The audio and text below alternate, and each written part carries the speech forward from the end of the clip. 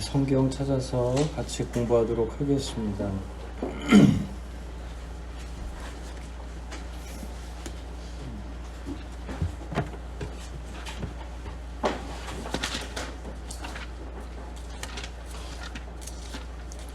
누가복음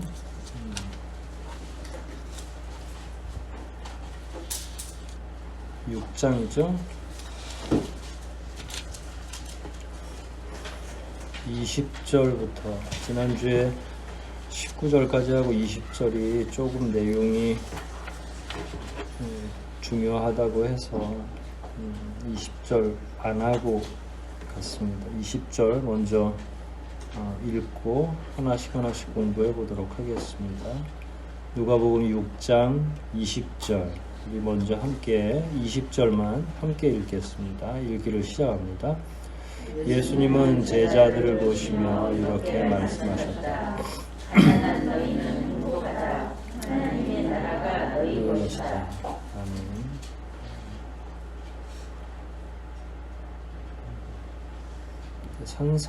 산상수훈 마음이 가난한 자는 복이 있나니 라는 말씀 시작이 되는 거죠.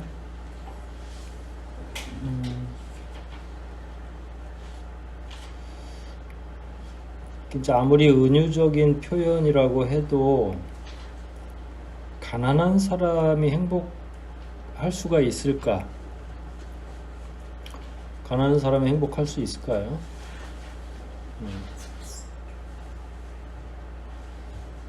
이 세상에서는 불가능하죠.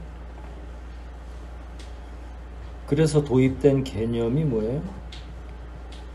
하나님 나라.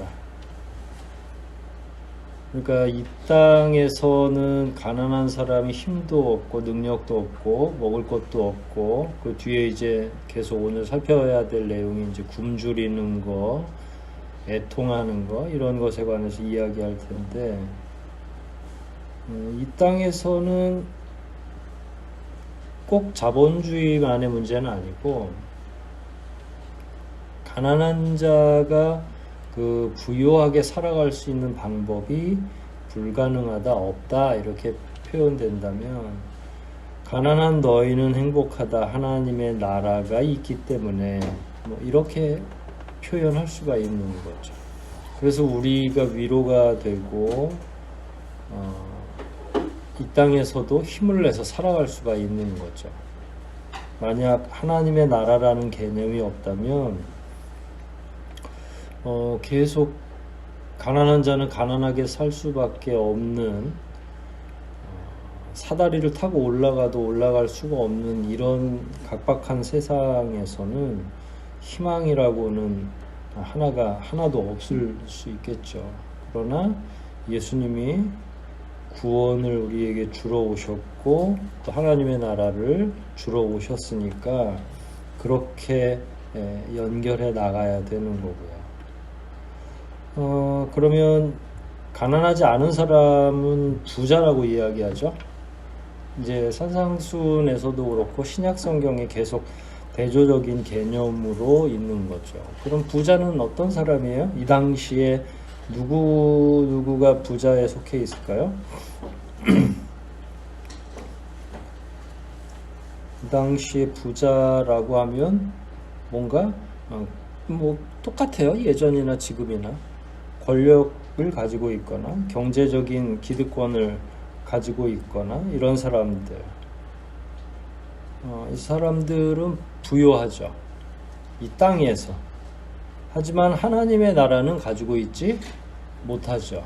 그러니까 이런 게 이제 교차되는 거고 사실 이런 말씀은 다른 성경에 존재하지 않아요. 구약 성경에도 이런 개념 자체가 나와 있지 않죠. 그러니까 예수님이 이 말씀을 하셨을 때 제자들이 이해를 했을지 안 했을지도 저도 궁금해요. 주님의 이 말씀 그 안에 하나님의 나라가 포함되어 있고 주님이 생각하는 부자가 누구인지 가난한 자가 누구인지를 제자들이 정확하게 알았을까라는 거.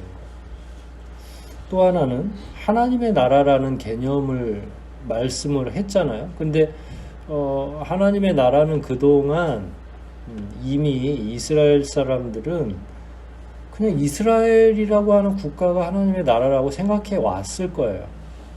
왜냐면 신정국가는 완전한 신정국가는 아니지만 이스라엘이 그래도 유대인들이 그 자존심으로 여태까지 버틴 거잖아요. 자기 민족은 거룩하고 선택된 민족이고, 그러면 시험 문제 다음 중에 하나님의 나라인 곳은 하면 한국, 일본, 이스라엘 뭐 이렇게 해서 사지선다가 누군가 뭐 미국 이렇게 해서 하나가 나온다 그러면 유대인들은 다 어디가 하나님의 나라라고 동그라미를 치겠어요? 이스라엘이요 이렇게 이야기하겠죠. 그런데 그러면 지금 현실적인 내용과 영적인 내용이 지금 굉장히 혼란을 일으키는 거예요. 이게 이제 마치 암호처럼 은유적인 표현처럼 등장을 한 거고, 귀 있는 자만 들을 수 있었겠죠. 그런데다가 또 주님이 이제 다 종합해 보면 하나님의 나라는 누구의 소유냐? 그동안에는 여기 지금 가난한 너희는 행복하다, 하나님의 나라가 너희 것이다 이렇게 했잖아요. 그동안의 유대인들, 그동안의 이스라엘 사람들에게 이스라엘이라고 하는 나라의 가장 강력한 통치권을 가지고 있는 자들은 대제사장을 비롯한 종교 집단들, 당연히 헤롯 왕가는 아니죠. 왜냐하면 유대인들이 생각할 때 헤롯 왕가는 하나님이 주신 왕가가 아니라 이두메 족속으로서 그냥 자기네들을 통치하고 있을 뿐이고, 그 사람들은 진짜 유대인은 아니라고 생각하고 있으니까 어떻게 보면 자기들이 이미 소유하고 있다고 생각했을 거예요. 그러니까 예수님이 오시기 전까지만 해도 다분히 육신적인, 시각적인, 현실적인 판단에 의해서 모든 게 다 결정이 돼서 하나님의 나라도 그렇고 부유하냐 안 부유하냐도 그렇고 다 눈에 보이는 걸로. 근데 예수님이 오시면서 이 바보들아, 실제로 눈에 보이는 건 그렇게 중요한 게 많지가 않아. 실제로 눈에 보이지 않는 게 훨씬 더 중요한 일이야. 이게 눈에 안 보인다는 걸 우리 표현으로는 영적이다. 영에 속한 것이다. 이렇게 이해할 수 있는 거고요. 그러면 하나님의 나라도 지금 이스라엘처럼 국가로서 존재하는 그런 나라는 그게 역사에 그렇게 큰 의미가 없어. 그리고 실제로 또 망하게 되죠. 1967년에 갑자기 거기를 쳐들어가서 6.1 전쟁, 7.1 전쟁 하면서 이스라엘이 점거한 거예요. 지금 팔레스타인이 거의 2000년 동안 점거하고 있었던 걸. 그러니까 이 당시 이후에도 이스라엘은 더 이상 육신의 눈에도 존재하지 않는 나라가 돼버린 거예요. 망한 거죠.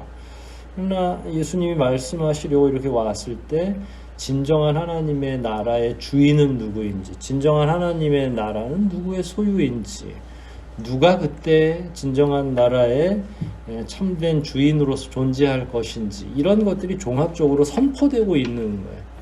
그러니까 예수님의, 혹은 더 근원적으로 본다면 삼위일체 하나님이 처음에 이 땅을, 이 우주 만물을 창조하시고 생명체를 만드셨을 때부터 가지고 계셨던 개념, 그게 곧 하나님의 나라.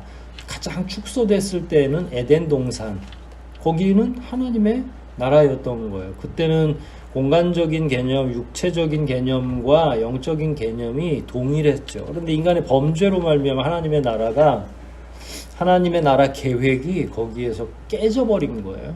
그러고 나서 이제 완전한 영적인 계획으로 다윗 왕조를 통해서 예수 그리스도로 연결되고, 예수 그리스도를 통해서 하나님의 나라가 이 땅에 오게 되고 선포되고, 이제야 이제 하나님이 그동안 수천 년 동안 이렇게 실현해보지 못한 하나님의 나라, 인생들의 연약함으로 인해서 절대로 할 수 없었던 그 하나님의 나라의 실현을 바로 요때 이렇게 딱 말씀을 하시는 거죠. 지금이야 우리가 이렇게 편하게 해석하지만 아까 말씀드린 것처럼 처음부터 제자들이 이 말씀을 완전하게 이해했을까라고 할 때 의문이죠. 이거는 신학교 들어가서도 4학년쯤이나 하나님의 나라라고 하는 과목 같은 게 있어요. 그때부터 이제 집중적으로 공부하는 거예요. 그러니까 쉬운 개념도 아니고 완전하게 이해하기도 어려운 개념이고, 그러니 제자들이 낚시하다가 와가지고 이 개념을 어떻게 알겠어요? 불가능하겠죠. 계속해서 이제 그런 개념들을 뒤에서 연결해서 설명하게 됩니다. 21절 볼게요.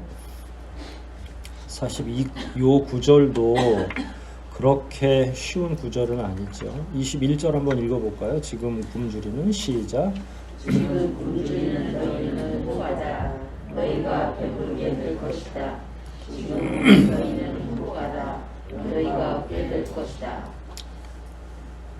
아이고, 이게 뭐 우리는 다 늘 여기에 속해 있으니까 뭐 밥을 못 먹어서 꼭 굶주리는 것을 포함해서 다. 근데 의에 굶주리는 너희는 행복하다. 이게 무슨 말이냐면, 이스라엘 이 당시 예수님이 오셨을 때 모든 게 다 불의한 일이에요. 그러니까 의로움이 있는 게 아니라 불의가 판치는 그런 세상. 그러면 이스라엘이 다 모든 사람이 하나도 남김없이 다 나쁜 사람이냐? 그렇지 않고 항상 남은 자 7천이 있듯이 의에 대하여 갈망하는 자, 굶주리는 자가 있었던 거예요. 참 마지막 때에는 그런 사람들이 제일 중요합니다. 세상이 아무리 망해가고 함께 다 미쳐가도 여전히 하나님의 말씀에 집중하고 의로움을 갈망하고 하나님의 나라가 올 것에 대해서 간절히 기대하고 이런 마음의 소원이 있는 사람들, 그 사람들은 행복하다. 나중에 의가 배부르게 먹혀지는 것처럼 편만해질 거니까. 왜냐면 하나님의 나라는 의로움이 기본이에요. 통치 이념 자체가. 왜냐면 하나님이 의로우신 분이기 때문에 불의함이라고는 찾아볼 수가 없게 되는 거죠. 지금 우는 너희는 행복하다.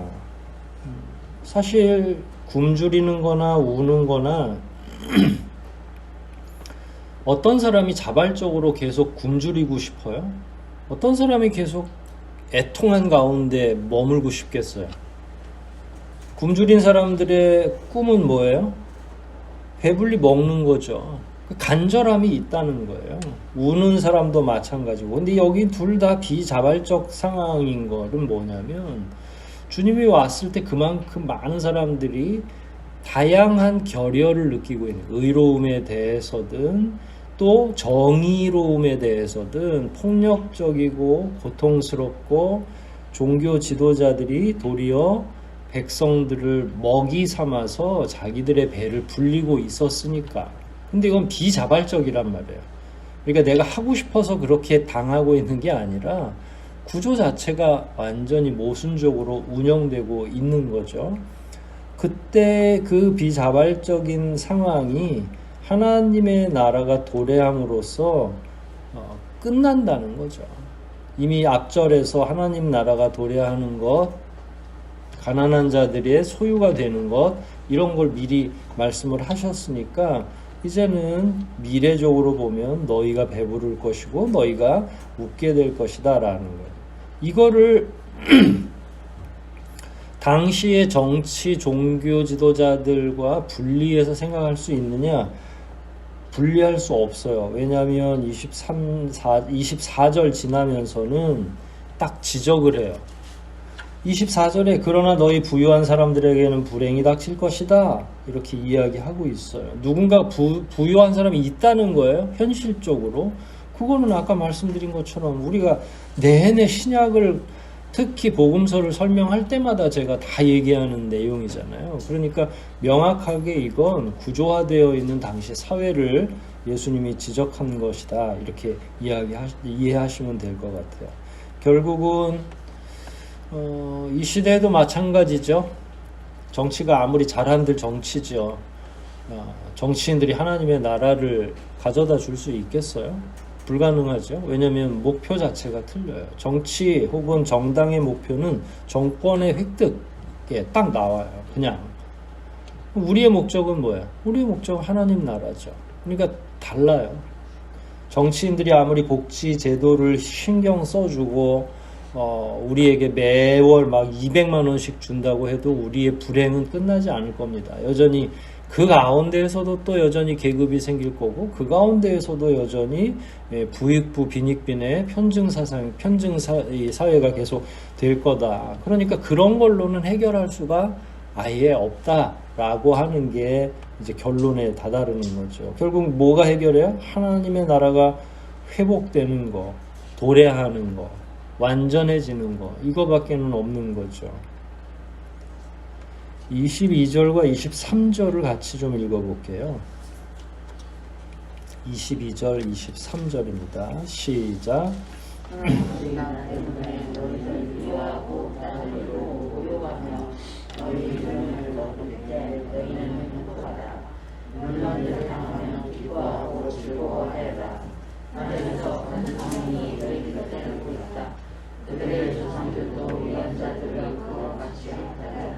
예. 근데 제자들, 그러니까 하나님의 나라가 도래하고 하나님의 나라를 추종하고 추구하고 이게 이제 여기서는 당장 예수님의 눈에 보이는 제자들인데 그렇게 살 경우에 그러면 그 이상향을 마음에 품고 하나님의 나라를 마음에 두고 살아가는 사람들은 영적으로는 행복하고 영적으로는 웃게 될 것이고 뭐 등등. 그러나 이게 아직 우리 발은 이 땅에 붙어 있잖아요. 이상은 하늘을 향해 있지만 그럴 경우에 이제 생겨나는 어려움이 있다는 거예요. 그게 나 때문에 너희를 미워하고 미움을 받는다는 거고요. 왕따를 당할 거고요. 모욕할 것이고 침뱉음을 당하는 너희 이름이 우리 명예 같은 게 완전히 더럽혀지는 거고요. 그럼에도 불구하고 우리는 행복하다. 왜 행복할까요? 23절에 등장합니다. 하늘에서 큰 상이 너희를 기다리고 있다라는 거예요. 그러니까 현실적인 고통과 어려움에 대해서 미리 예수님이 쭉 설명을 하고 하나님의 나라가 도래하면 그 모든 것들이 갚아질 것이다 라는 거예요. 결국 그리스도인들의 삶이라고 하는 건 이 땅에서 많은 어려움과 고난 가운데 그리고 여기 나와 있는 것처럼 다양한 그 왜곡된 주변 사람들의 이해에 어떻게 할 수 없을 정도로 고통을 당하지만 하나님의 나라가 오면 모든 것이 역전되고 위로를 받게 된다라는 거예요. 결국 저하고 여러분은 이 땅에서 잘 먹고 잘 살기를 원해서 모이는 건 한계가 있다는 거죠. 그렇다고 해서 그걸 반대하지는 않아요. 여러분들이 이게 누군가의 도움이 아니라 불의한 방식이 아니라 여러분 나름대로 열심히 일하고 경제적인 더 많은 것들을 획득해서 삶이 윤택해지고 하는 건 뭐 인정. 하지만 그게 하나님의 복인 것으로 착각해서는 안 된다. 그건 자본주의 사회가 주는 그냥 그 뺑뺑이 굴러가는 그 다람쥐 쳇바퀴 안에서 좀 더 돌았더니 주어지는 부산물에 불과한 거죠. 하나님이 그 복을 주시는데 아무려면 우리의 영혼을 손상시킬 것으로 복을 주시겠어요? 물질이라고 하는 한계가 명확합니다. 물질은 만몬이라고 표현되잖아요. 그 하나님이 만몬을 왜 주세요? 구약에 나와 있는 특별한 여러 가지 예들, 그 사람들이 하나님의 은혜로 막 불어나는 경우가 있죠. 그건 하나님께서 특별한 사례로 사용하시기 위해서 하시는 거예요. 그건 보편적 원리는 아니라는 거예요. 소위 물질의 축복을 받은 자들이 만약에 보편적 원리로 작용하려면 우리 교회도 3분의 최소한 2분의 1 정도는 예수 믿고 부자가 됐어야 되는 거죠. 그게 만약에 보편적 원리였다면. 근데 우리는 80, 90%가 예수 믿어도 여전히 동일하단 말이에요. 그러면 여기가 무슨 저주받은 자들의 모임도 아니고 그럼 하나님이 거짓말한 거밖에 안 되잖아요. 그래서 물질의 축복이라고 하는 건 보편적 원리는 아니다. 이미 우리 교회도 시험이 다 끝난 거죠. 실험 자체가. 그러면 우리는 그런 이 세상에 보이는 물질이 아니라 무엇을 기다리고 있는 자들이냐? 하나님의 나라, 하늘의 큰 상, 이런 걸 기다리고 있는 거죠. 그런데 살다가 열심히 살고 자녀들도 성실하고 근면해서 물질을 모을 수는 있겠다. 그건 상관하지 않는다. 그럼에도 불구하고 그건 가져갈 수도 없고, 거기서 이제 또 다른 기독교인들의 삶의 원리들이 나와야 되겠죠.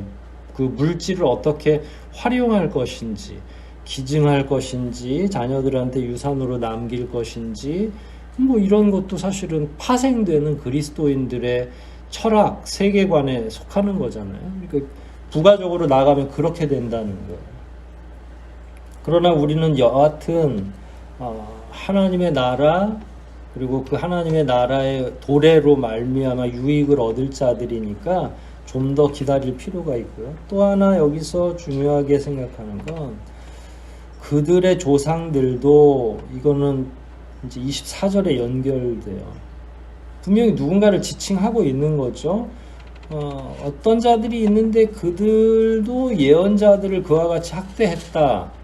그러면 여기 두 가지가 같이 나오는 거예요. 뭐 어떤 자들이 예언자들을 학대한 건데, 지금 요 예를 왜 들었냐면 22절에 너희들이 학대받을 거야. 이제 종합하자면, 그러면 거의 이제 예수님의 제자는 예언자급이 되는 거예요. 신약의 선지자들이 되는 거고요. 과거의 구약의 예언자들을 그렇게 못살게 굴고 그 예레미야든 이사야든 엘리야든 할 것 없이 쫓아다니면서 괴롭혔던 악한 자들이 있잖아요. 그런 자들처럼 옛날에도 그랬으니까 오늘날에도 그럴 거야. 그러니까 요게 다, 그러면 근데 그들의 조상이니까 옛날부터 하던 놈들이 오늘날까지 똑같이, 이게 우리나라 역사로 보면 그 일제시대 때 친일을 하고서 부자가 된 사람들이 아직도 이 땅에서 기득권을 가지고 계속 살아가는 거하고 똑같은 거죠. 잘못된 그 부정한 방식의 부의 축적을 계속 유지하면서 한 사회의 지도자로 계속 살아가는 거. 그게 유대 사회에 지금 있는 거예요. 그럼 거슬러 올라가서 예전에 예언자들을 괴롭히고 핍박했던 자들은 어떤 자들이에요? 써놓지 않았을까요, 제가? 네. 대부분 우상을 숭배하던 자들이에요. 그러니까 예언자들이나 선지자들을 이스라엘 그 과거 구약 시대에 핍박했던 자들 말이에요. 그 자들은 전부 우상 숭배하고 연결된 거예요. 근데 다 왕이든지 왕의 부인이든지 뭐 이렇게 막 겸사겸사 얽혀 있는 자들이 자꾸 하나님의 선지자가 와가지고 바른 말을 하고 올바른 말씀을 선포하니까 영업에 지장을 받는 거예요. 거짓 선지자들이나 우상 숭배하는 자들의 영업은 뭐예요? 그냥 어리석은 자들 앉혀놓고 돈 내라 그러고 뭐 하라 그러고, 대한민국 사회 지금 있잖아요. 그런 분들이 예나 지금이나 똑같이 이스라엘 출애굽하고 나서부터 계속 그런 사람들이 있었던 거예요. 그런데 보니까 그 줄기를 잡아서 올라가니까 지금의 바리새인들의 조상들이 옛날에 그런 자들하고 결탁해 있던 거예요. 해먹어도 알아야 해먹지 뭐. 참, 얼마나 황당하겠어요.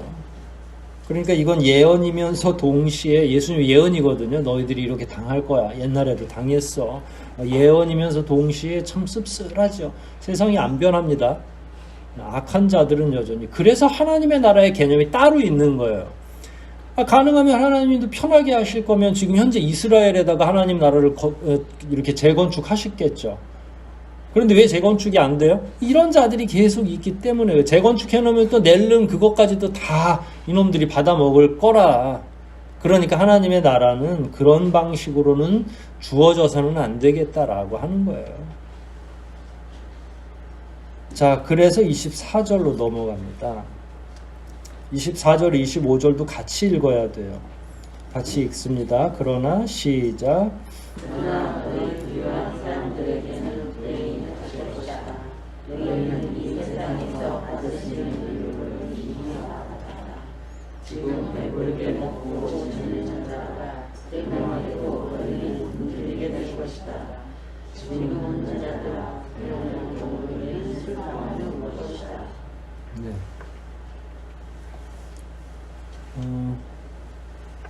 앞에서 얘기했던 게 여기서 최종적으로 결론처럼 이렇게 정리되고 있는 거죠. 그러나 너희 부유한 사람들에게는 불행이 닥칠 것이다. 지금 예수님이 제자들을 향해서 말씀하고 있는데 간간히 끼어 있는 자들이 있었죠. 항상 감시하는 자들이 있어요. 그게 누구예요? 바리새인들, 또 율법학자들, 뭐 등등 종교 지도자들 다 포함해서 들으라고 한 것이기도 하고, 또 제자들이 나중에 이제 이런 이야기를 전할 수도 있겠죠. 부유한 자들아, 너희에게는 불행이 닥칠 것이다. 너희는 이 세상에 받을 수 있는 위로를 다 받았다. 그러면 여기서 하나하나 그 생각을 해보면 되죠. 부유하다는 건 뭘 의미하죠? 뭔가 가지고 있다는 거죠. 뭘 가지고 있어요? 일단 물질, 그 다음에 권력. 이게 두 개는 같이 다니도록 되어 있는 거예요. 물질이 있으면 꼭 구의원이나 시의원 나오려고 막 사람들 하잖아요. 그러니까 이게 세상 권력이 연결되어 있는 속성을 알고 있기 때문에 그게 수순이에요. 그렇게 하려고 하는 거죠. 근데 주님이 뭐라고 얘기했냐면 너희는 이 세상에서 받을 위로를 다 받았어. 그러면 이 땅에서의 보편적 사람들의 위로는 뭐예요? 이 땅에서 여러분들이 뭘 하면 안정감을 느낄 수 있어요? 뭐가 많으면? 이 땅에서는 그게 바로 물질이고 그게 권력인 거예요. 참 이게 무서운 말씀을 하고 계시는 거죠. 이 땅에서는 사람들은 다 어리석어서 물질을 조금 주면 자기가 부유하다고 생각하고 편안하다고 생각해. 하나님의 이게 판단이시거든요. 그러면 어리석은 인생들은 뭘 합니까? 배를 두들기면서 좀 더 자자, 좀 더 눕자 이렇게 생각하겠죠. 인간들이 가지고 있는 한계가 거기 있는 거예요. 그게 불행인지 참 부유한 건지 개념이 안 생기고 그거에 대한 판단이 불가능한 거죠. 25절에 또 이렇게 말해요. 지금 배부르게 먹고 지내는 자들아, 불행하게도 너희는 나중에 굶주리게 될 거야. 이게 이제 영적인 것과 세상적인 게 바로 상치되고 있어요. 지금 배부르는 건 먹고도 배부르고 뭔가를 소유하고 있기 때문에 가지고 있는 게 많기 때문에 배부르기도 한 건데, 나중에는 이미 이 땅에서 다 받을 만큼 받아서, 그러니까 하나님의 계산이 아주 정확한 거예요. 총량의 법칙이 있는 거죠. 선택하라고 하는 거죠. 그 이제 주로 이런 선택은 마귀가 시키는 거죠. 이 땅에서 어마어마하게 부자가 될래? 아니면 하나님 나라 가서 평안하게 살래? 그러면 이제 마귀가 그런 질문을 하면 대부분 뭘 선택해요? 뭐 이 땅에서 엄청난 개똥밭에 굴러도 이 땅에서 사는 게 더 낫다고 그러잖아요. 저승에 가는 것보다. 사람들이 그렇게 생각을 하는 거죠. 그래서 심지어 뭘 팔아요? 자기 영혼을 팔아서라도 이 땅에서 잘 먹고 잘 살고 할 수 있는 걸 다 선택하는 거죠. 근데 총량의 법칙이라고 그랬잖아요. 그리고 조금 전에 이 땅에서 잘 살래? 저기 가서 잘 살래? 라고 말했잖아요. 그러면 저기 가서는 못 살게 되는 거예요. 자기의 선택에 따라서 가는 거죠. 만약에 그리스도인들이 이 땅에서 잘 살기를 선택한다면 그냥 교회는 대충 다니시고, 그 다음에 십계명이나 혹은 성경에 나오는 의롭고 정직하게 사는 거는 그렇게 하시면 안 돼요. 왜냐하면 이 땅에서 잘 살기를 이미 작정했다면 두 눈을 질끈 감고 세상 사람들이 하는 대로 해야, 그래서 부동산 투기도 하고 뭐도 하고 그 다음에 뭐 좀 필요하다고 그러면 그냥 또 눈 딱 감고 그냥 같이 막 불의를 왜냐 그래야 이 땅에서 부유하게 살 수 있는 구조니까.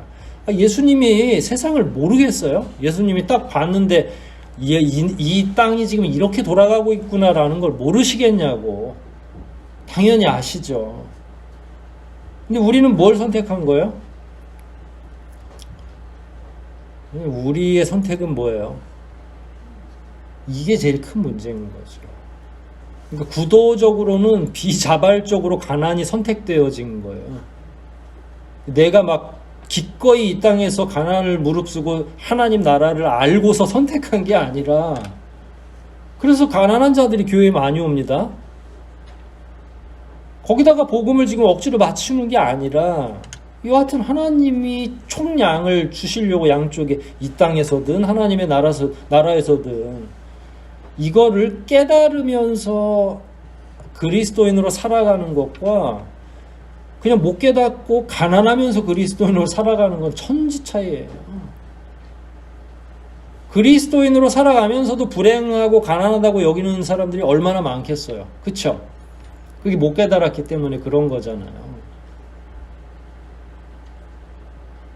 저는 그리스도인들이 성실히 살아서 경제적으로 여유가 있는 걸 반대하지 않는다고 분명히 말씀드렸잖아요. 노력할 수 있고 더 노력하면 기회가 올 수도 있고요. 그거는 괜찮아요. 그건 여기에서 하나님이 나중에 딴소리 하시는 항목은 아니에요. 우리가 최선을 다해서 이루었던 거지, 뭔가 불의함을, 이 땅의 원리대로 불의함을 장착하고서 가지고 온 부요가 아니니까 하나님이 그거를 딴지 걸고 나중에 너네 여기서 받았으니까 조금 삭감할게 이렇게 하시는 분은 아니라는 거예요. 하지만 적어도 그리스도인이라면 이런 구조 정도는 알고서 자기의 자발적 가난은 아니더라도 지금부터라도 기꺼이 그런 것들을 감수할 수 있는, 그리고 나서 더 멋지게 자발적으로 가난하게 살 수도 있겠죠. 실제로 그런 그리스도인들이 많이 있습니다. 역사적으로도. 그러나 부요한 자들은 여기 기록되어 있는 것처럼 굶주리게 될 것이다. 너희는 충분히 여기에서 이 땅에서 누렸기 때문에. 하지만 가난하고 연약한 자들은 나중에 하나님의 위로를 받게 될 거예요. 하나님이, 우리 하나님이 계산이 틀릴 때가 있겠어요? 없겠어요? 하나님의 계산은 틀리지 않죠. 한순간도 틀리지 않습니다. 어쩌면 그렇게 정확하신지 11조 띄워먹었다가 다 나중에 하나님 막 그냥 이런저런 방식으로 다 토해내게 하고, 돈 계산도 정확하시지만 우리를 향한 자비가 정확하세요. 하나님이 여러분들의 수고와 염려, 여러분들의 이 땅에서의 고난 하나도 잊지 않고 계십니다. 지켜보고 계시고 그대로 다 위로로 갚아주실 겁니다. 그런 말씀 여러분들의 삶에 힘이 되고 위로가 되고, 그런 말씀으로 우리가 또 한 주 한 주 살아가는 거죠. 오늘 여기까지 공부하고 재정 보고하고 마치도록 할게요. 함께 기도합시다. 하나님 아버지 감사합니다. 이 시간 저희들에게 말씀을 베풀어 주시고, 특별히 저희들이 더 묵상하고 고민해야 될 내용들이 우리에게 베풀어짐을 인하여 감사를 드립니다. 저희들 스스로도 어쩌지 못할 이런 환경적인, 우리 개인의 삶의 환경적인 부분들을 놓고 때로는 답답하고 때로는 고통스럽고 때로는 벗어나기 위해서 발버둥 쳤지만 그것이 전부가 아니라는 사실을 날마다 깨닫게 됩니다. 하나님이 우리를 위해 준비하신 위로는 무엇이며 우리를 위해 예비된 하나님의 나라는 어떤 곳입니까? 우리가 제대로 이해하고 깨닫고 살아가게 도와주시옵소서. 부요한 자들이 이미 그 위로를 다 챙긴 것처럼 앞으로 우리가 받을 위로, 앞으로 우리가 소유하게 될 하나님의 나라를 기대하며 이번 한 주도 넉넉히 승리하게 도와주시옵소서. 재정 보고하고 돌아가는 발걸음까지도 주님께서 인도하여 주시기를 간절히 소원하오며 구주 예수 그리스도 이름 받들어 기도하옵나이다. 아멘.